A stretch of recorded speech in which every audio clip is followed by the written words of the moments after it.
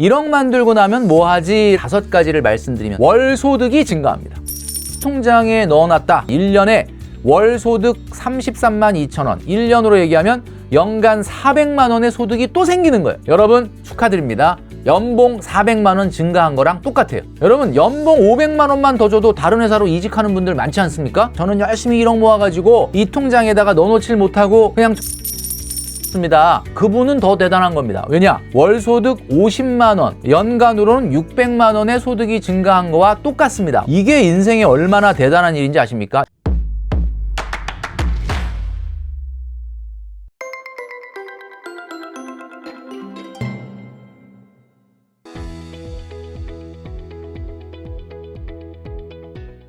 네, 혼쭐이 여러분 안녕하십니까? 돈으로 혼쭐 내는 남자 누구겠습니까? 바로 돈줄남 김경필입니다. 오늘 이 시간에는 1억 만들고 나면 뭐 하지? 라고 하시는 분들이 많기 때문에 오늘 그 답을 드리도록 할 테니까 영상 끝까지 시청해 주시면 좋겠습니다.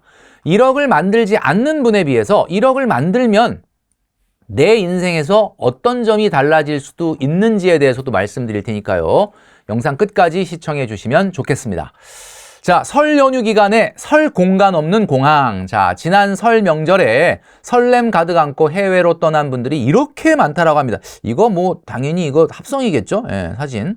근데 이게 참 대단하긴 하네요. 내용을 보니까 여행객 수가 124만 7천 명 정도 됐다라고 합니다. 야, 그러니까 인천공항을 통해서 이 설 명절을 즐기기 위해서 해외로 나갔던 분이 어느 정도 되느냐? 보면은 울산광역시 전체 인구가 110만 명이거든요. 울산광역시 인구보다도 무려 15만 명이 많은 숫자가 인천공항을 통해서 해외로 나갔다라는 이야기입니다. 이런 걸 보면은 뭐 불경기다, 경제가 어렵다라는 이야기가 뭐 또 거짓말 아닌가 뭐 이렇게 얘기하시는 분도 있습니다. 제가 늘 말씀드리죠. 돈 모아서 예산 안에서 간 여행 너무나 정말 축하드리고 즐겁게 다녀오시길 바란다. 그러나 일단 갔다 와서 그냥 알아서 그냥 나중에 갚자라고 떠나는 여행. 자, 똑같이 에펠타워 앞에서 사진 찍고 있는 분들 중에서도 어떤 분들은 돈 모아서 간 아름다운 여행이지만 어떤 분들은 에라이 모르겠다 갔다 와서 어떻게 되겠지라고 한 여행이라면 굉장히 여행 내내 마음이 불편할 수 있다라는 겁니다. 여행 예산은 제가 말 나온 김에 말씀을 드리면 연소득의 5%, 월소득의 60% 이내다라고 말씀을 드렸습니다. 만약에 이게 넘는다 그러면 진짜 혼나야 된다 이렇게 말씀드렸죠. 진짜 혼나야 돼요. 테러블, 최악이다 이렇게 말씀드릴 수 있습니다. 자, 여러분 아시겠지만 이 돈줄남의 최고 인기 있는 영상이 지금 이제 109만 명, 이제 108만 명 이렇게 넘어서고 있는데 1억 만들기 영상이에요. 뭐 아시겠지만 7년간 이 높아진 물가 상승률을 감안해서 95만 원으로 이렇게 시작을 해서 10만 원씩 증액 7년 하면은 1억 2천을 타니까 화폐 가치로 지금 화폐 가치로 1억을 모으고도 500만 원이 남는다. 뭐 이런 내용이었습니다. 아마 우리 혼쭐 여러분들 다 아실 텐데 말이죠. 많은 분들이 이런 얘기합니다. 근데 뭐 1억을 만들고 나면은 뭐 그게 어마어마하게 뭐가 달라지겠어? 이렇게 얘기하시는 분들이 많이 있는데 자, 이게 바로 이런 거 아니겠습니까? 우리 이솝 우화에 나오는 신포도 이야기. 여우의 신포도. 저거 뭐 셔서 뭐 먹을 수도 없을 거야. 뭐 이렇게 얘기하는 흥칫뽕 이렇게 나오죠. 한마디로 1억을 만들면 뭐 모아봐야 뭐 별거 있겠느냐 이렇게 얘기하시는 분들이 많다라는 거죠. 그런데 제가 오늘 뭘 말씀드린다고 했냐면 1억을 만들게 되면은 어떤 점이 달라지는지 그 부분을 말씀드린다고 했죠. 자, 첫 번째 말씀드리겠습니다. 우선 저축의 근육이 커집니다. 여러분 그 PT 받으러 가셔가지고 바벨 같은 거 들어보시면 처음에 뭐 50kg 이런 거 들으면 처음엔 이제 뭐 힘들다. 이러는데 이제 그 트레이너 선생님이 그렇게 얘기하지 않습니까? 이거 조금 익숙해질만 하면 야 이제 한번 55를 해봅시다. 60을 해봅시다. 이러면 50도 처음에 막 힘들었는데 60 좀 안 될 것 같은데 또 하다 보면 또 된단 말이에요. 이게 바로 이 저축에도 똑같은 게 있습니다. 여러분 제가 1억 만들기 저축 얘기할 때 120만 원대 5년 매년 13만 원씩 증액해서 하는 저축 플랜이 있었고 또 100만 원대 미만으로 95만 원씩 해가지고 뭐 7년 증액하는 플랜이 있었잖아요. 이런 것들이 다 이런 원리를 적용을 한 겁니다. 처음에는 힘들지만 조금씩 그 증액하는 거에 대해서는 우리가 저축의 근육이 단련된다. 자, 128. 처음에 128 얘기할 때 어땠어요? 와, 이거는 못할 것 같은데. 근데 1년 하고 나니까 그 다음에 월급 조금 오른 거 더 해가지고 141도 할 수 있을 것 같은데 154도 할 수 있을 것 같은데 뭐 이런 식으로 올라가서 증액이 됐던 거거든요. 뭐 7년도 마찬가지 이런 식으로 올라가는 거예요. 자, 이게 과거에는 정말 저축 그러면 나 100만 원도 못 한다고 했던 분들이 지금은 그냥 가볍게 월급이 뭐 올라가기도 했겠지만 150, 160을 한단 말이에요. 이게 바로 저축의 근육이 올라간 겁니다, 여러분. 우리 돈줄남을 보면서 혼줄 여러분들이 나도 모르게 저축의 근육이 올라간다. 이게 인생에 얼마나 대단한 일인지 아십니까? 1년에 2,200만 원을 그냥 쉽게, 또 1,895만 원을 쉽게 이렇게 가볍게 들어올리는 여러분들이 결국은 인생에 성공할 수밖에 없다라는 이야기죠. 자, 두 번째 변화는 어떤 게 있을까요? 두 번째 변화. 1억을 만들면 뭐가 달라지느냐? 두 번째, 월소득이 증가합니다. 이건 또 무슨 소린가? 왜 월소득이 증가하지? 여러분, 뭐 많은 분들이 이렇게 돈 소득 내역을 적으라고 하면은 거기다가 금융소득 10만 원, 20만 원 이렇게 적는 분들이 있거든요. 그게 뭔가 봤더니 뭐 1,000만 원짜리, 뭐 500만 원짜리 예금을 했다. 그거는 소득이라고 보기 어렵죠, 여러분. 그런데 1억 정도 모았다 그러면 그거는 금융소득이라고 인정할 수 있지 않습니까?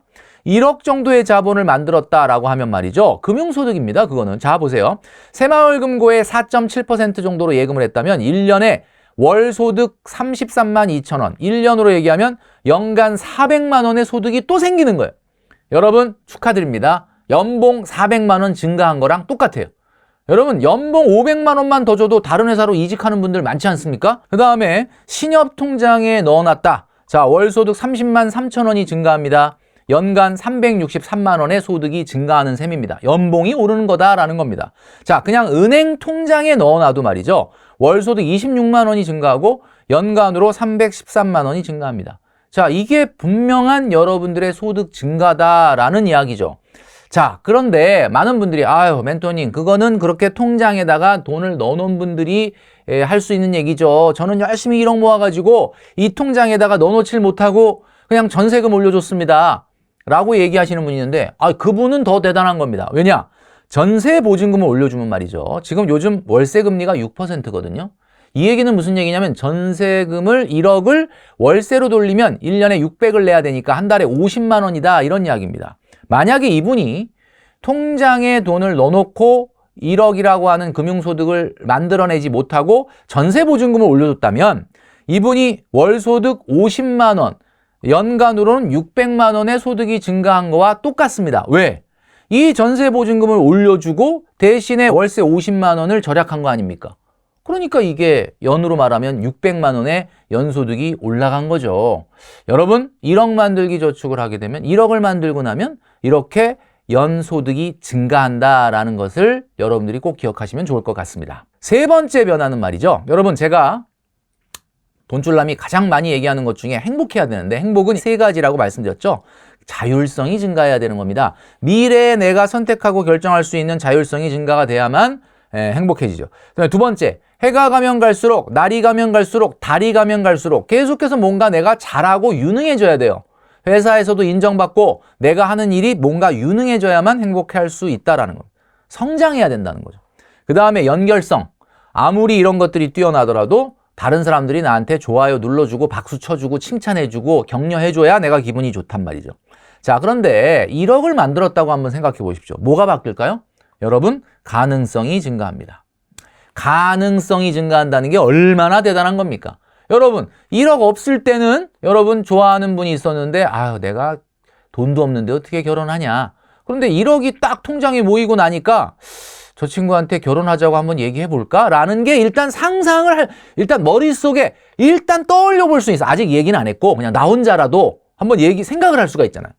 내가 1억 모았고 그 친구가 1억 모았고 뭐 부모님이 살짝 도와줄 수 있다면 어떻게 결혼을 한번 생각을 해볼까? 그 전에 1억 없을 때 이런 생각했습니까? 아예 그냥 꿈에도 생각을 안 했지 않습니까?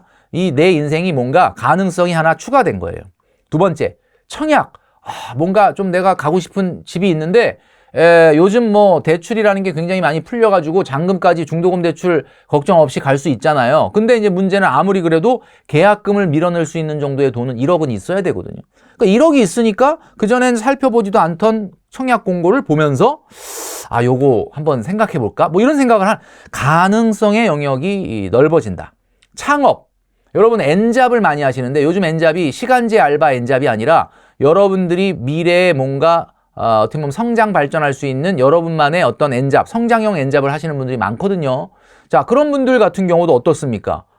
내가 뭐 창업을 하려고 그래도 뭐 1억은 있어야 창업을 할 수 있는데 그전에는 아예 상상도 못하던 것이 1억이 생기고 나니까 한번 이런 거 생각을 해볼까? 뭐 이런 생각이 드는 가능성이 커진다.